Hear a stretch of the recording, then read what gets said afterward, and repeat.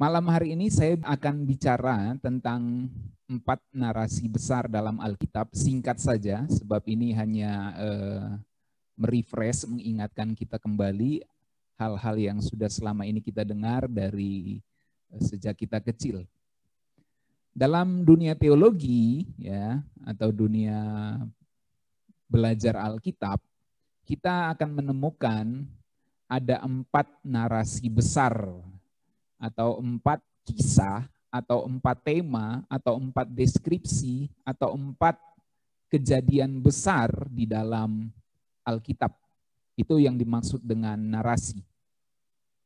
Yang pertama yaitu penciptaan, atau yang dalam bahasa Inggris disebut creation, kejatuhan, fall, penebusan, redemption, dan yang keempat penyempurnaan atau consummation.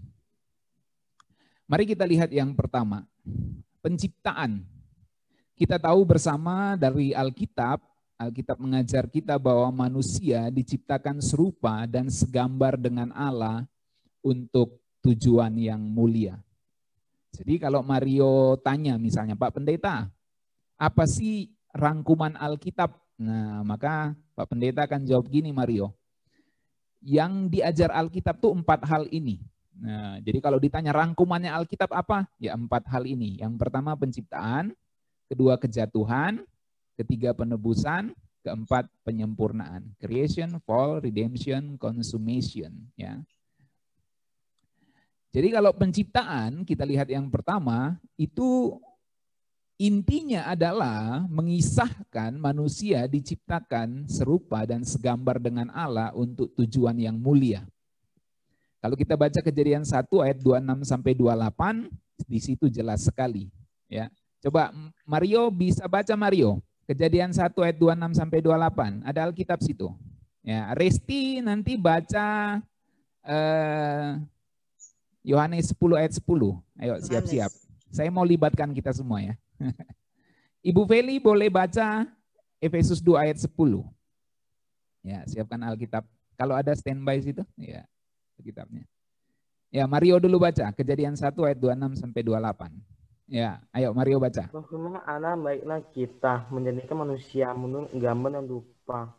Kita semuanya menaikkan berkuasa atas ikan-ikan di laut dan burung-burung di udara, dan atas ternak dan atas seluruh bumi dan atas segala binatang yang mengelap di bumi. Ya, terima kasih Mario. Jadi jelas ya, manusia diciptakan serupa dan segambar dengan Allah. Oke, Resti, Yohanes 10 ayat 10. Pencuri datang hanya untuk mencuri dan membunuh dan membinasakan. Aku datang supaya mereka mempunyai hidup dan mempunyainya dalam segala kelimpahan. Ya, pencuri untuk membunuh, Yesus datang memberi hidup dalam segala kelimpahan. Oke, Ibu Feli, Efesus 2 ayat 10.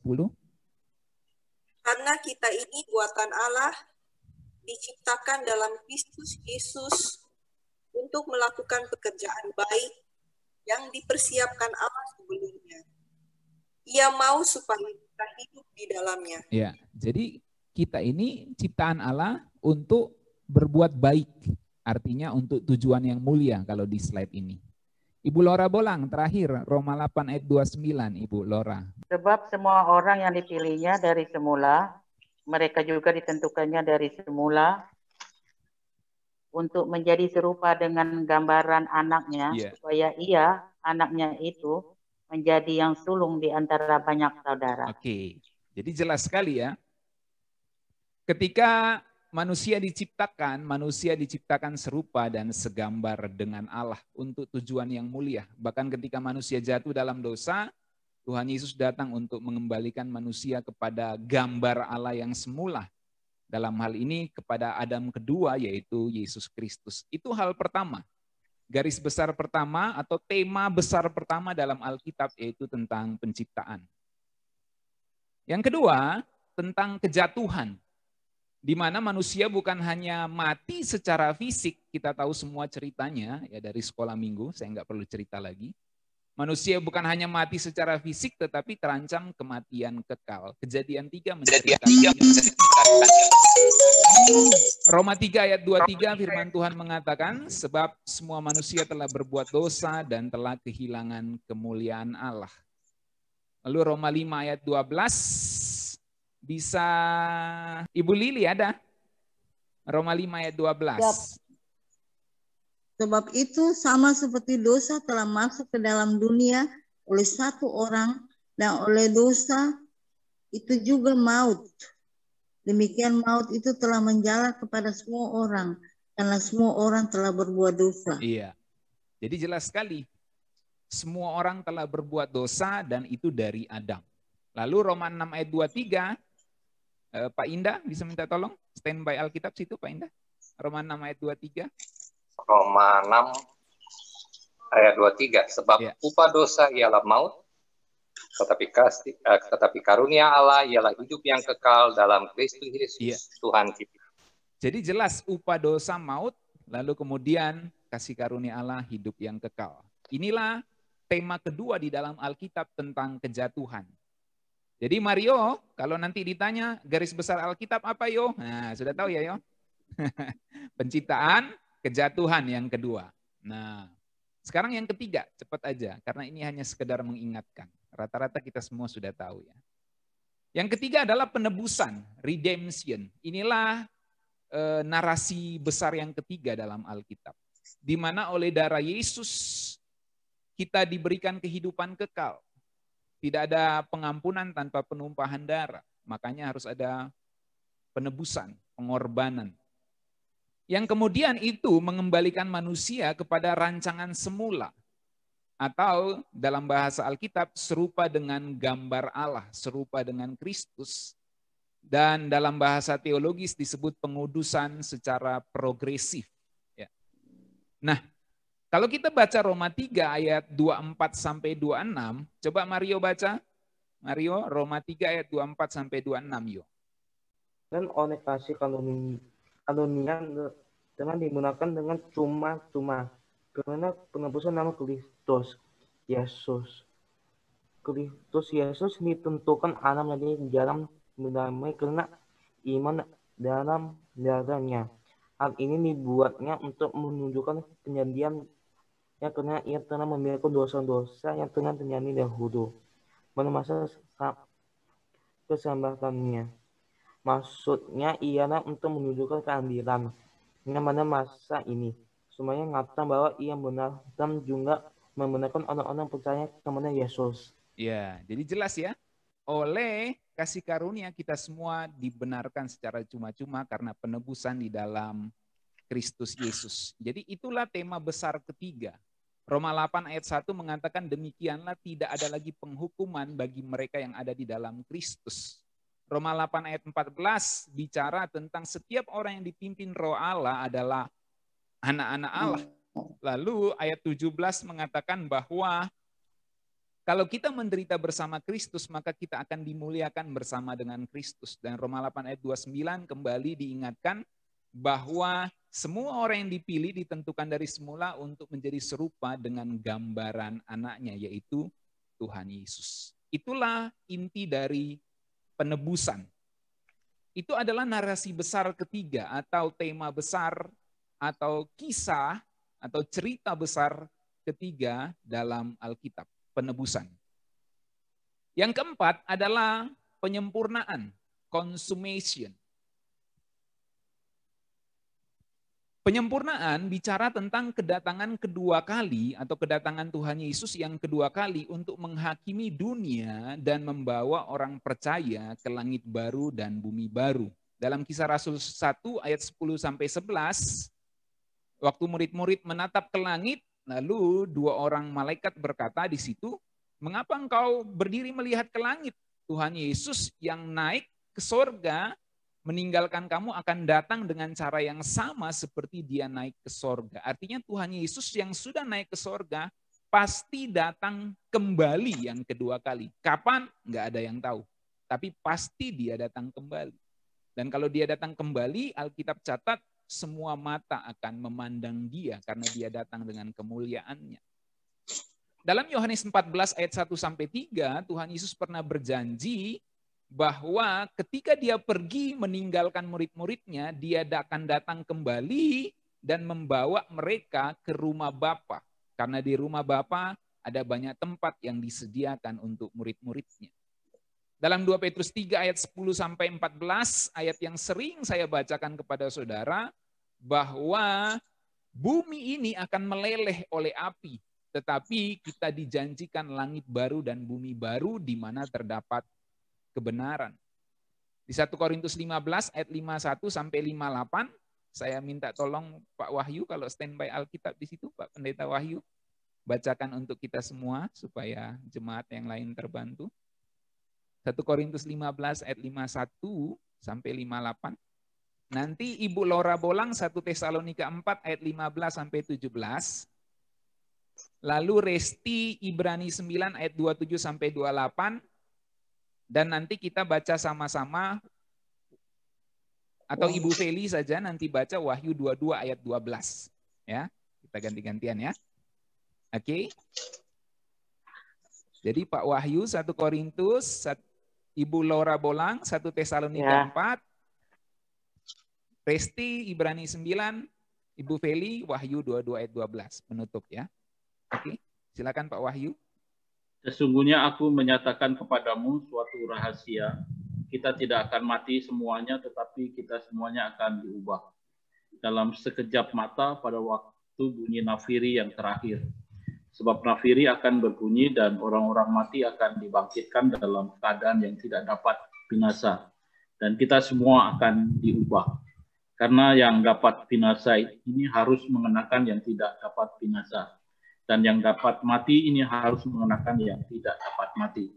Dan sesudah yang dapat binasa ini mengenakan yang tidak dapat binasa, dan yang dapat mati ini mengenakan yang tidak dapat mati, maka akan genaplah firman Tuhan yang tertulis. Maut telah ditelan dalam kemenangan. Hai maut, di manakah kemenanganmu? Hai maut, di manakah sengatmu? Sengat maut ialah dosa, dan kuasa dosa ialah hukum Taurat. Tetapi syukur kepada Allah yang telah memberikan kepada kita kemenangan oleh Yesus Kristus Tuhan kita. Karena itu, saudara-saudaraku yang kekasih, berdirilah teguh, jangan goyah, dan giatlah selalu dalam pekerjaan Tuhan, sebab kamu tahu bahwa dalam persekutuan dengan Tuhan, jerih payahmu tidak sia-sia. Iya, puji Tuhan. Terima kasih Pak Pendeta Wahyu yang membacakan untuk kita semua. Jelas sekali di situ bahwa kita semua tidak akan mati. Nanti kita yang masih hidup saat Tuhan datang diubah dalam sekejap. Lalu firman Tuhan ingatkan tadi di bagian terakhir, jangan lelah sebab kita tahu jerih payah kita di dalam Tuhan tidak sia-sia. Kalau kita masih hidup saat Tuhan datang, kita nanti akan bertemu dengan Tuhan, diubah tubuh kita dalam sekejap. Oke, 1 Tesalonika 4 ayat 15-17, minta tadi Ibu Laura Bolang, tolong bacakan.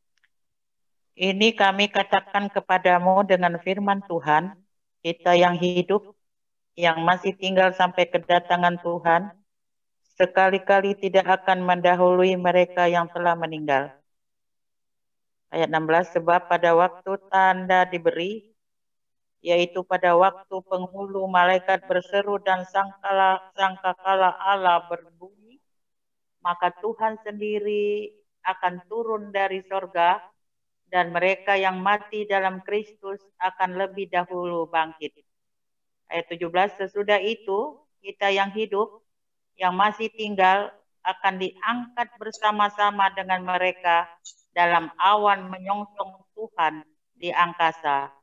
Demikianlah kita akan selama-lamanya bersama-sama dengan Tuhan. Oke, puji Tuhan, amin. Itulah consummation, penyempurnaan. Yaitu saat Tuhan datang, kita sekali-kali tidak akan mendahului mereka yang telah meninggal. Nanti yang telah meninggal itu akan dibangkitkan, bila mereka didapati berkenan kepada Tuhan, kita semua nanti akan diangkat ke awan-awan bersama dengan mereka dan berjumpa dengan Tuhan di sana. Lalu bumi ini akan dihukum. Nah, kemudian Ibrani 9 ayat 27-28 tadi Saudari Resti, silakan Saudari Resti. Dan sama seperti manusia ditetapkan untuk mati hanya satu kali saja, dan sesudah itu dihakimi. Demikian pula Kristus satu kali saja mengorbankan dirinya untuk menanggung dosa banyak orang. Sesudah itu ia akan menyerahkan dirinya sekali lagi tanpa menanggung dosa untuk menganugerahkan keselamatan kepada mereka yang menantikan dia. Di bawah ada satu, nanti tanya dia mau begitu. Ya. Ya, Ibu Jen baru bergabung. Selamat bergabung Ibu Jen. Kita sudah firman Tuhan. Maaf. Oke, nggak apa-apa ya. Nggak apa-apa. Jadi apa yang Saudari Resti baca tadi jelas sekali bahwa manusia ditetapkan satu kali aja untuk hidup, mati ya. Satu kali mati, setelah itu dihakimi. Dan setelah itu nanti dilanjutkan dengan Tuhan Yesus datang yang pertama untuk menjadi korban, tapi nanti dia datang kedua kali bukan untuk jadi korban lagi, tapi menganugerahkan keselamatan. Loh, katanya kita sudah selamat. Iya, kita sudah selamat di dalam darah Tuhan Yesus, di dalam penebusan. Nanti menganugerahkan keselamatan, itulah yang disebut consummation, ya. Keselamatan dalam arti futuris, ya, dalam arti masa depan. Itulah yang disebut penyempurnaan, consummation. Jadi Tuhan Yesus datang nanti yang kedua kali dengan kemuliaannya menganugerahkan keselamatan bagi mereka yang menantikan dia. Yang menantikan. Nah, makanya saya selalu kasih tahu sama jemaat Tuhan, apakah kita menantikan kedatangan Tuhan? Ya. Apakah kita sungguh-sungguh menantikan kedatangan Tuhan? Karena keselamatan hanya diberikan kepada orang-orang yang sungguh menantikan kedatangannya.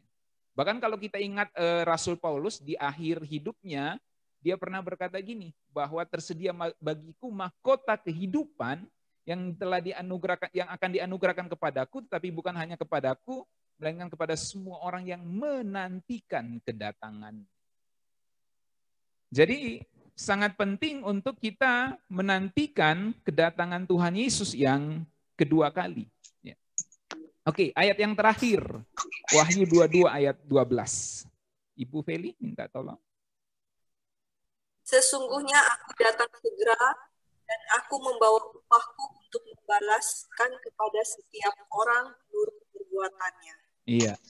Tuhan Yesus segera datang membalaskan setiap orang menurut perbuatannya. Itu consummation. Ya. Jadi kalau saya jelaskan di Rema Bible Teaching bagi yang mengikutinya, atau di khotbah hari Minggu, perbuatan kita itu adalah baju kita. Ya. Jadi kalau Tuhan melihat kita, yang dia lihat itu perbuatan kita. Dan itu menjadi baju kita. Tentu perbuatan sebagai bukti, sebagai wujud dari iman. Jadi jelas sekali bahwa setiap orang akan dilihat oleh Tuhan dari perbuatannya. Dan ketika Tuhan Yesus pernah memberikan ilustrasi ya dalam di Matius 25, ada orang-orang yang tidak tahu Tuhan Yesus, tapi kemudian disebut engkau melakukan sesuatu untukku, yaitu ketika kamu melakukan untuk orang asing, untuk orang-orang yang ada dalam penjara, untuk orang-orang yang terabaikan. Jadi jelas sekali di situ pesan kuatnya adalah bahwa Tuhan melihat perbuatan manusia. Oke, jadi ada 4 narasi besar ya. Saya review sedikit bagi Ibu Jen yang baru bergabung. Ini dia 4 narasi besar dalam Alkitab.